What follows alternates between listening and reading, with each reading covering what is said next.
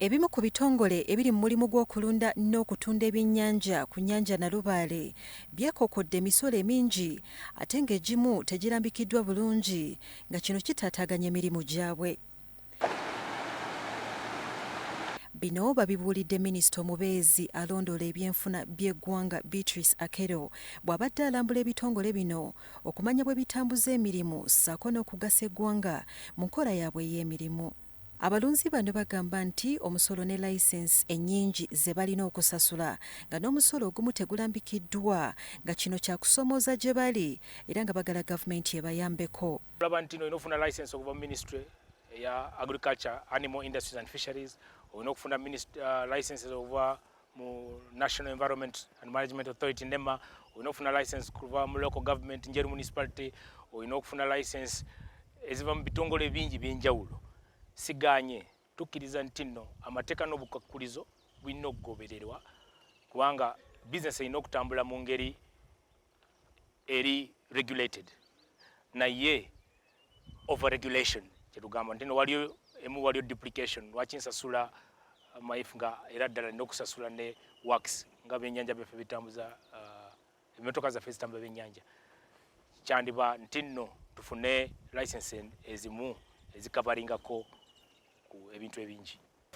Emisolo mingi ate nga gigwa bugwi egimu naddala egiva ku local council ku municipality gijja nga tebaba notify nga tebababuulira tebabategeezaako nti mulina okusasula emisolo bwegiti oluvannyuma lwa kiseera bwekiti. Egimu tumanyi nga local service tax ne waliwo egimu egijja obuzi nga wesanga emmotoka buli eyingira olina ogisasulira buli efuluma olina ogisasulira.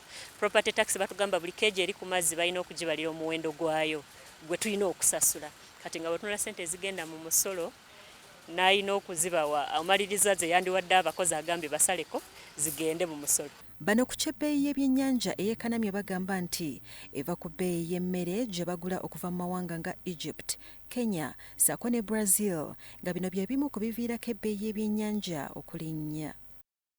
Raw materials ebikozesebwa mu mmere mukene twamwagalanga nga ate n'abalala bamwagala kati nga gwakola emmere bajja kuwa quality embi kubanga owekko nga amwagala nga ye agenda kumutwala wakulya kati n'ebikozesebwa nga mu bungi tosobola byali bisoomooza okufunamu ku mutindo omulungi newe tubyetaagira wennyini.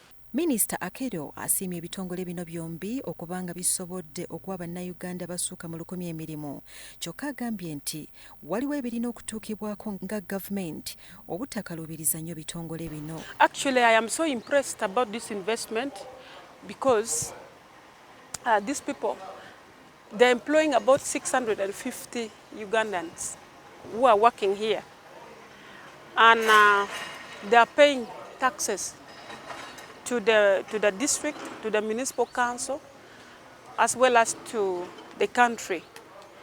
They're increasing on our export. Amaanyi amalala Minisita Akero g'ayagala gateekebwewo bwe kulaba ng'ennyanja ekuumibwa awatali kwonoona butonde bwa nsi kuba kino kiviirako ebyennyanja okufa olw'amazzi obutabeera mayonjo. Very serious issue of sand mining in the lake, which is affecting the fish production. And these people who are mining the sand, they have not been licensed. They're doing it illegally. Therefore, I've already called the State House Anti-Corruption Agency. They are coming. Kampuni zino kati zaagala okulaba nga zongera ku mutindo gw'ebyennyanja byabwe bisobole okuba nga bituukagana n'omutindo ogwetaagisa ku katale k'amawanga agali wansi w'omukago gwa Bulaaya. Byawanduru Boni, Salt TV, Omunnyo.